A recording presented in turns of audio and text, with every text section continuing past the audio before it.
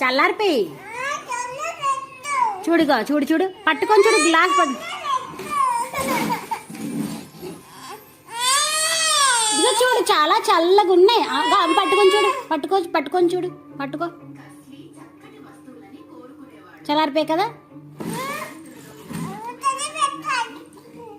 నిజంగా చల్లారిపోయి